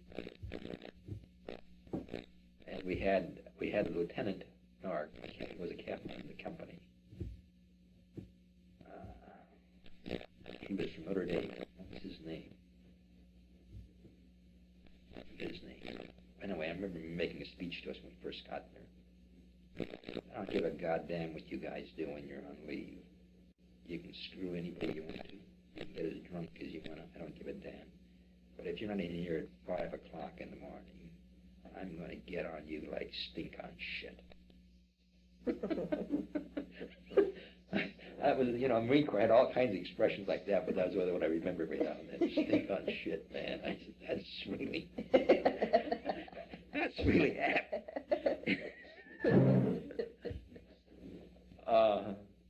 And that place where, when I saw, when I got sick, but later on, I got sick right around Thanksgiving. And the rest of my outfit came back August, I think, following year. And they said, that place where we always got the steak and eggs? They finally closed it down. It was dog and eggs. Was it good? Yeah. Enjoyed it. That was very good.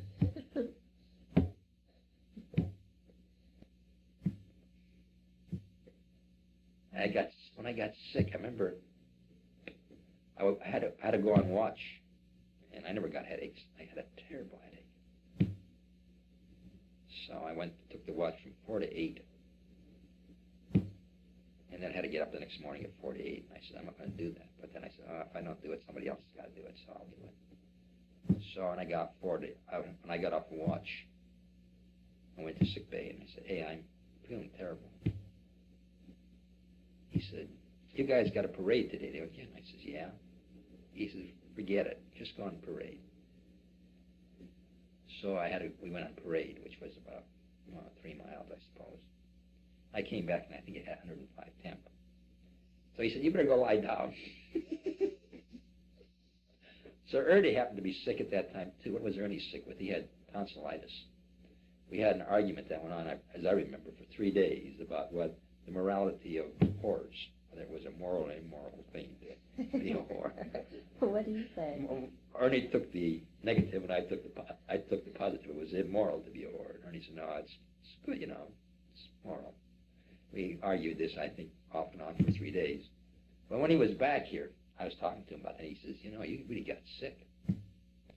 You finally said, I'm not, and I knew you were sick, because you wouldn't go to chow with me anymore. And I said, let's go see the corpsman. He said, I'm not going to see the corpsman. He'll just give me some APC pills, and the hell with that. So he says, I knew you were really sick. So he said, I went and got the corpsman. He looked at me, and he said, let's get this guy out of here. And I went to the hospital. And the last I saw Ernie, he visited me, I think, probably that day. But there were all kinds of guys in the hospital with me who had yellow jaundice, too, or had hepatitis. One of them was Philbin. Yeah, he was a correspondent for the Chicago, used to be a correspondent. He was first the correspondent for the Chicago Tribune, and then got in the Marine Corps and was correspondent for the 22nd Marines. And he and I became buddies. He got sick about a week earlier. And I remember him saying, he said, well, they told me I'd be home by Thanksgiving. Or, for me it was Christmas. But that didn't happen. But I got sick. It must have been right around Thanksgiving. And they finally flew us down to Shanghai and put us on a hospital ship. And that was the first time I'd seen milk or ice cream or butter or any of that stuff since I was overseas. I could eat all I wanted to. Which later on they told me was the wrong thing, but all of us did. We ate all the milk we could, ice cream. They fed us good. The wrong thing for having hepatitis. Yeah, they probably didn't know that much about hepatitis in those days. At least this group didn't. So I was aboard that hospital ship. I don't know how long. Well, flew into probably just 2 or 3 days. I flew into Guam, landed at Okinawa, and flew into Guam on Christmas Eve. Flew into Okinawa on Christmas Eve and arrived in Guam on Christmas Day in a B-52.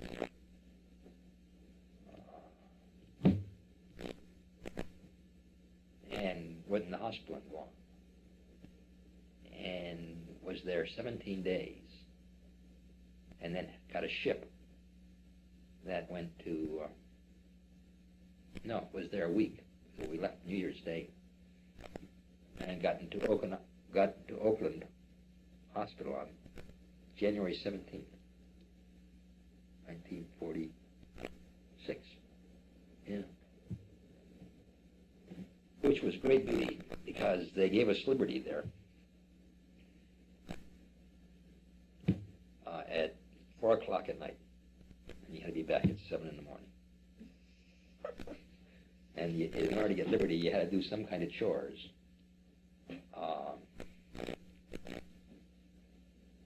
So, we saw the city. Where was this? Oak Knoll Hospital in Oakland. We would go across to San Francisco, catch the A train. They had an A train over there. Still the A train running. Get that to San Francisco. And the bridge was built by that time. Walked around San Francisco. I don't know what we did. Not much of anything, but it was nice being there, And then they told us, I don't know how long I was there. Maybe a week, maybe longer.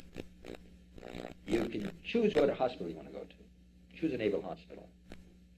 2 choices. You get the first or second one. And well, I chose 2. I don't know. I think I chose Long Beach because Mom lived down in Glendale, and Great Lakes, which was right next to Chicago. So where do I go? Norman, Oklahoma.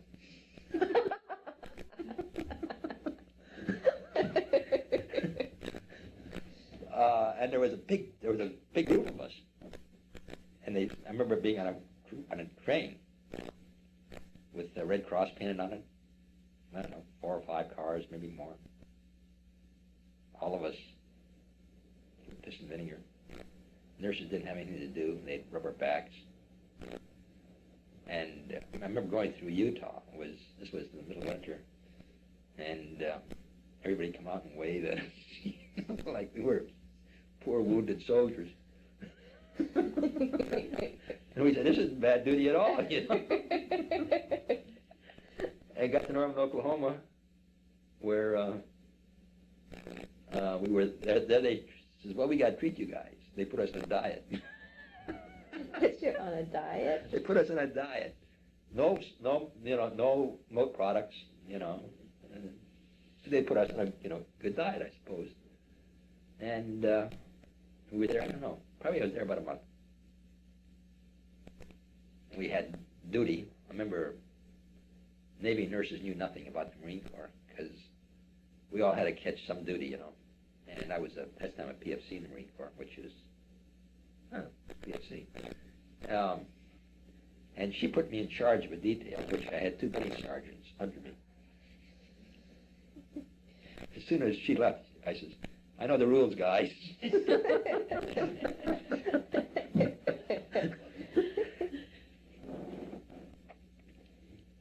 And then I went home on leave.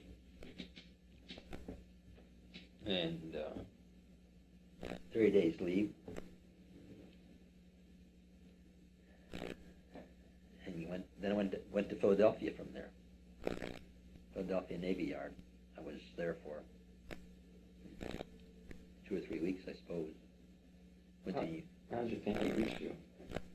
Well, they were happy to see me alive. I'm sure. I don't remember. They probably were a little bit anxious about me. And I thought I was pretty calm, but I remember I went up to Milwaukee to see. Well, I knew a couple of guys up in Milwaukee yet. Rubel was there, and I saw Warren years, later on when I went back to the seminary. Warren, he says, "Man," he says, you were wound tight. He said, your language is atrocious.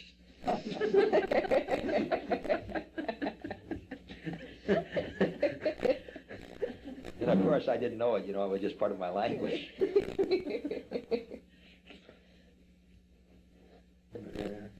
How long did that was leave? You were back for good after that? Well, I went from Philly. They finally sent me to the Great Lakes. I was a guard at in the jail, in the brig there, which was a stupid job. I remember being on guard duty up at a post, you know, and I see this guy walking toward me. I said, "Oh shit, some lieutenant." You know, they had a whole ritual by which you're supposed to go through, and I said, "I'm not going to do that." It seemed so silly to me. I got in all kinds of trouble for not saying, "All who goes there," you know. Threatened to throw me into jail.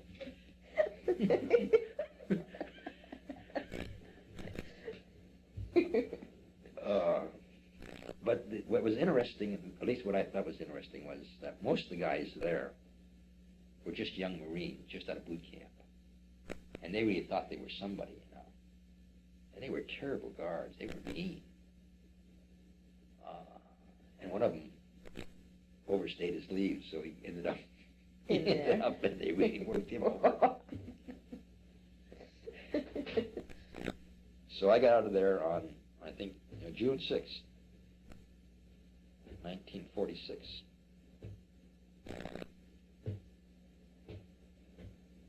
Oh, was that 2 years? Not quite. You were discharged from there? Yeah, from the Great Lakes.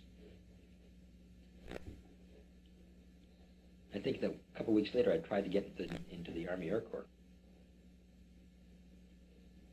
Because I wanted to fly. And I didn't pass the physical because my ears were already at that time not too hot. I couldn't hear any high noises. Did you go through a depression afterwards? No, I think shortly after that I think I was home about a week and I went to Poland. That's when you got on the horse ship? Yeah. So I think probably within a week I was on my way to Poland. And that was just, more of the same thing, only was much more relaxed. And that's one place where I wish I'd done things differently, because I was offered to run to be in charge of running the horses, of the crews for some ships that were going first to Greece and then down to South Africa. And I would have I would have been in charge of all that whole good job. I said, I don't want to do that.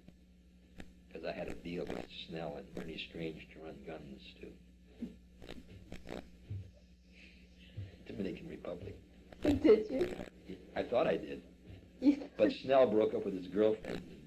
She was, her dad was a politician in the Dominican Republic. And, there was that financing. So.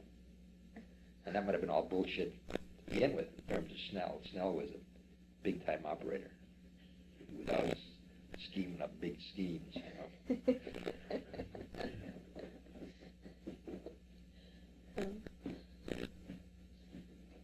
Yeah. One of the things you did on Guam was when we first hit Guam, we knew we were going to Okinawa. There were guys who immediately set up crap tables. So every night, as soon as we're good, we'd shoot craps. I remember one night I gave McNamara $10. I says, Mac, $10. Use it for me, because he was and he ran that up to $1,680. And then he crapped out. And he said, well, let's go to the movies.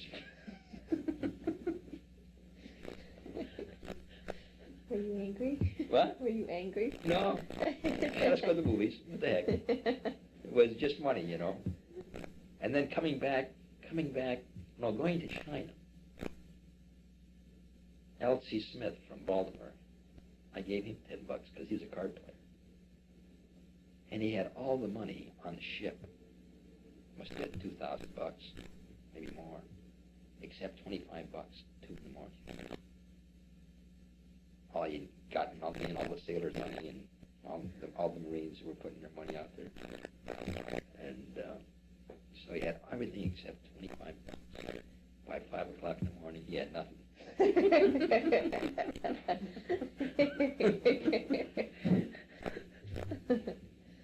Wow.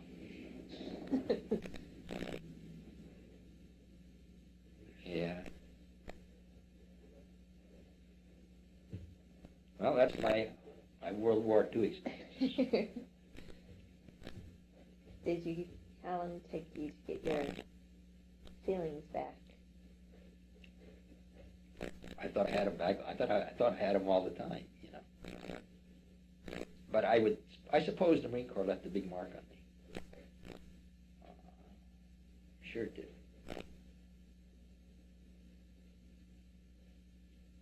When I went back to school, the seminary, I was standing in line. I hated lines. I suppose everybody in the service hated lines.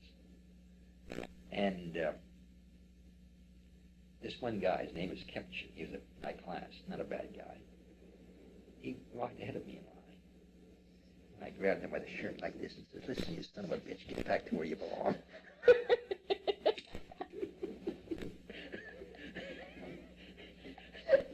And his eyes went wide open, you know, and everybody else looked at me and said, "Who's this guy?"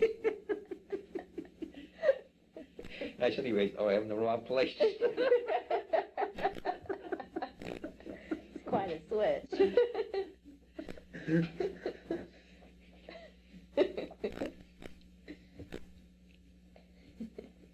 So I learned to control my temper a little bit.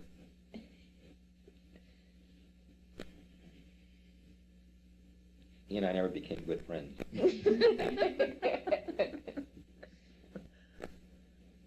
Didn't you miss all those buddies, talking to them, after being so close? And then, In the Marines. yeah. Well, I went from there to going over to Poland, and that was, I knew all those people, and they were old friends. And then, what did I do after that? Oh, then Snell came.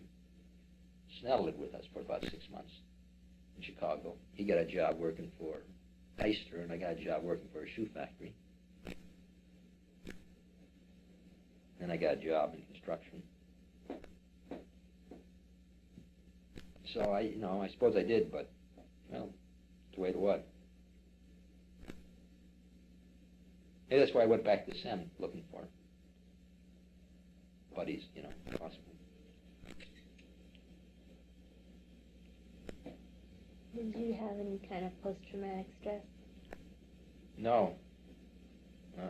Not as far as I know. Who knows? But I remember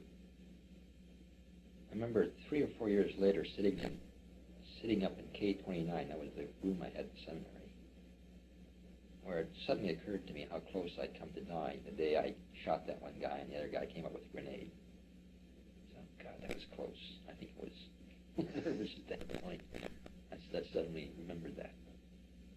And that's the only time I remember saying, oh.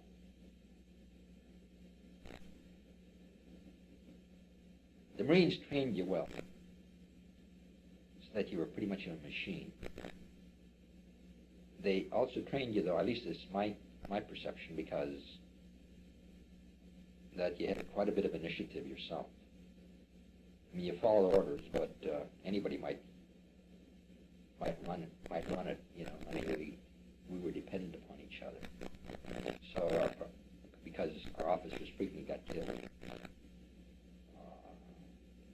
And then there's always somebody else who had it. But, you learn to obey orders and you take care of each other.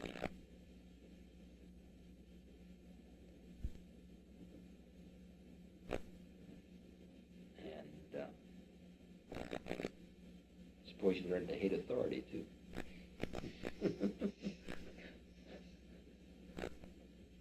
But might be sort of frightened of it.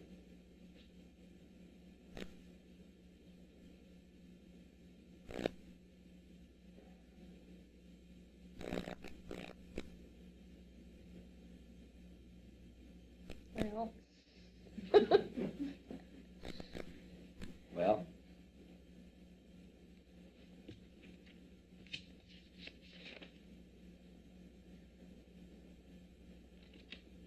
I guess. Do you think it did it leave any bad things with you? yeah, it probably has. I've learned how to walk away. I learned how to shut down. Uh-huh. I would think. What? I would think that would just be automatic. It's Yeah. hard to So control I mean, that. when I think back on, well, like the guys I went over, like the people I hung around with at Pendleton, Phillips and Foley both got killed. Persons I was in the Foxville with got killed. Just a lot of guys got killed. So you just had to learn how to not pay attention to that. And I think the way you learn to do that is simply, move on. So I can walk away from most things, I think. And that is now is a good trait. And I would think in some ways I just shut down. Mm-hmm. Maybe I never really, because if I think about it in terms of passion,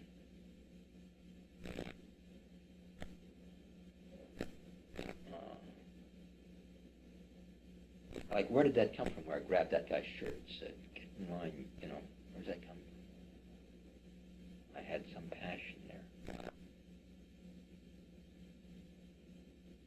One time when I was in school, I don't know where this came from. When I was in seminary, my last year at seminary, and I had a professor there who was a washout, at least as far as I was concerned. In the middle of the class, I one day said to him, "For God's sake, either teach us something or quit."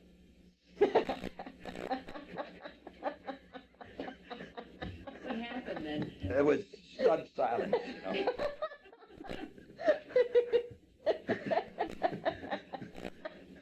Well, I wish I could have said that to a number of teachers. And when I don't know how long the silence lasted, and then Sonny Zone just kept on lecturing. I never apologized to him, never said anything to him, I got a D from him or a C or whatever,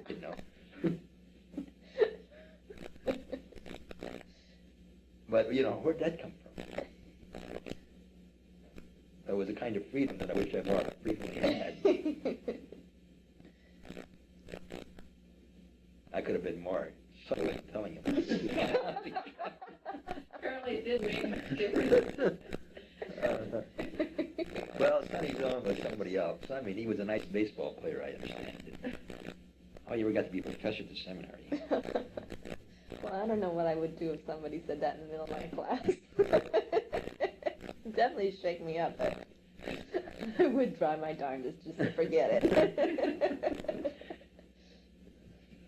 Marty was sitting behind me, and he says, "I saw something was happening because your ears were starting to get red."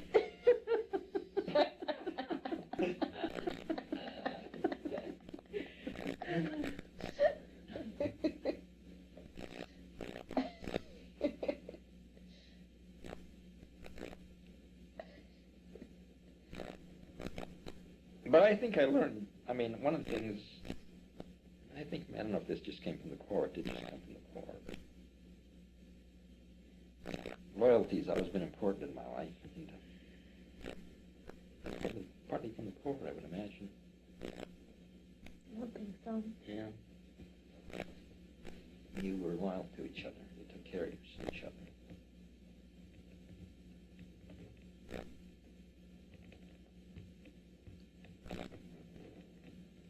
How'd you get in touch with Ernie Sweeney again?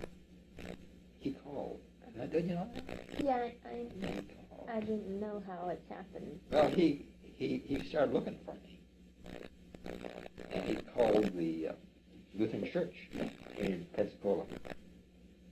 And the guy looked it up. Told him where I lived. So he got in touch with him. Ernie Strain was a gentleman of the old school. I mean, he was from Charleston, South Carolina. He was a Southern gentleman. Yeah. And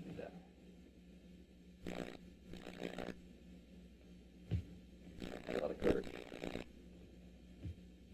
I got to know him well when his buddy Summerford, who was also from Columbia, South Carolina. He was taking a crap and he got hit. Right, went through both of his legs as he was squatting down.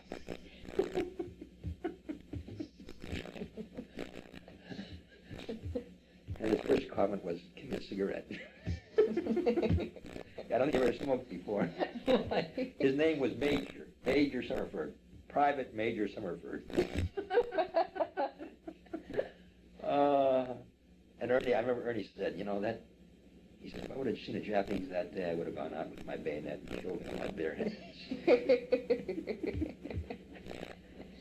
And I think he would have, And then I got to be Ernie, and Ernie and I became friends after that. I don't know.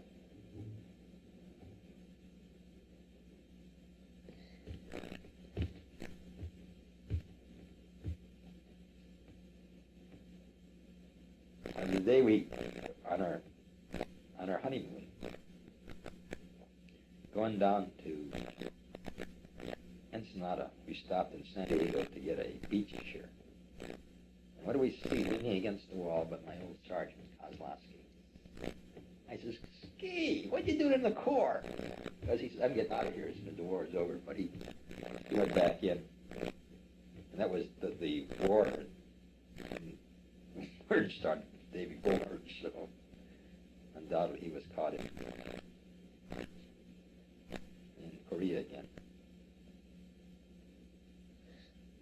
But that's the only guy I ran across since I'm on the war, besides Ernie. I think that's right. Not McNamara. Not McNamara, no. Fred Smith in Chicago. No, haven't seen any of those guys,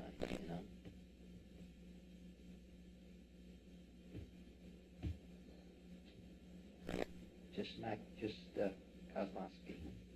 Well, and then, Snell, when he was living with us. Is there a reason for that? Well, I don't know their addresses. Uh-huh. And besides Ernie, all my close friends are dead. I mean, and McNamara. But I don't know how close a friend I was to McNamara. I know I liked him, but I don't know how important I was to Mac. And he went back to Scranton, Pennsylvania, I would imagine. And there are some outfits, I think, that have reunions, but I don't think that ever happened for us.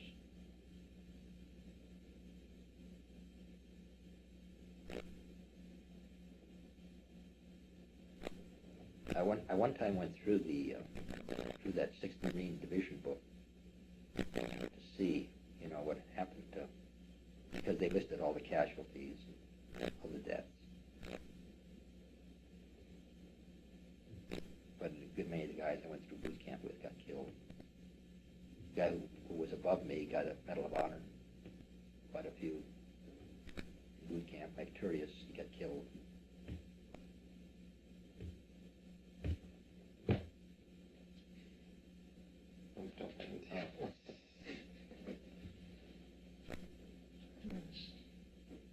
You used to have a box out in the garage. I haven't told you. Box? Yeah, you had your sword, that sword, Bayonet? bayonet, and a bag of cat eyes. I don't know what happened to those. Probably, I had had a rifle too one time. Yeah. Japanese rifle. I think I left that in Portland. I don't know if I brought that down here. I think it was in Portland. Hid the chest. Did Mike get the chest? What? What happened to the chest? What chest? Because it was your army chest. And your Marine had your name on it. And Old black chest. I can't remember either what happened What, a black, a yeah. Locker. locker? Did I have a foot locker with the name on it? Mhm. Yeah. Well, I don't think I came home from the Marines with that. Must have picked it up somewhere else. Hmm. Did I have my name on it? I don't remember the name. No, I must have picked it up somewhere else because, I mean, we lived what I was a sea bag. We never had lockers. Mhm. We actually lived out of sea bags. I mean, bag Right. You still have that, don't you? No, I don't. I think I got a bunch of them. There's a couple of them around, but it's not the one I had. I wonder what happened to those shells. Probably, Lost them all. probably threw them away one day. We played with them all the time. Yeah. Did you? Yeah. Used to sneak in that chest and go through its contents regularly. I had the one major find I made was in that hospital cave we blew. I found this case about that long, wide, about that deep. It had scissors and it was a dentist kit. But we still have They them. still do have some of them. They were good. They were good. Yeah, they're very good. I thought I'd sell that one day. I'd like to pack the States. Oh, I thought you were, I think I remember you telling me you were a dentist in the Marine. So I remember that as being one of your trophies. My trophy, You yeah. used to play with a lot. But I tried selling when I first got back, but nobody was interested. Yeah. You bringing back that Buddha? Yeah. So I I had had a few things. We also had a flag. I had a Japanese flag. What happened to Mike that? got that. I got that. Japanese flag. Yeah, I got that flag in Tsingtao. We got along better with the Japanese than we did with the Chinese. Because we went to Tsingtao to disarm the, I don't know what army, but some army. They surrendered to us there. That was a big event where I remember going from our barracks. We were right, what our apartments, which were our barracks, was right next to a big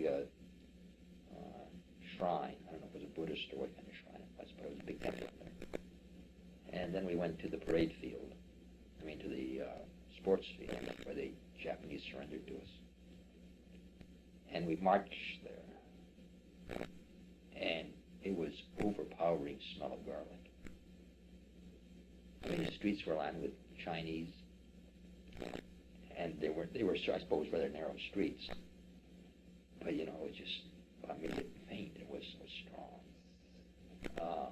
And we got to that parade field, and then we had to stand at attention for I don't know how long. A couple guys passed out, and then they, surrendered to us. And then we had to guard them. And we got to talking to them, and this flag I got was from some of those guys. They wrote their names on it. Tsingtao was just a terribly crowded city. I remember we had a couple of things we had a guard. I suppose they were warehouses. We never knew what was inside them. And at night, and so we'd find boards and beat them up and start fires, keep ourselves warm, which was probably very precious to those people around there, but we didn't care. We didn't think about it. But I remember one morning, there was a little shack, which I would think held 5 people. And they were stevedores or longshoremen. And it must have been time for them to go to work. All of a sudden the door opened and they started coming out of there. I don't know. You remember this trick they used to do it in circuses where people would come out of a car? They just kept on coming out of there. It was a very crowded place and a lot of beggars. A lot of beggars. And it was, Tsingtao was started by the Germans at the turn of the century. And there was a large cathedral in Tao, and two large German Lutheran churches. One was for Chinese, and one was for the Germans. And I remember going to church at the German one, where the service was in German. Somebody invited me to their house. They were sort of, I suppose, like English homes in colonies.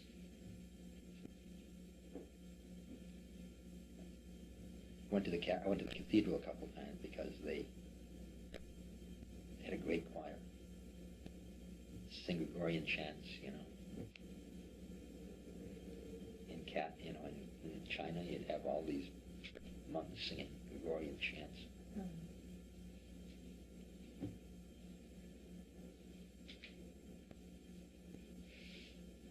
Well, that's that. Any other questions? No, right now.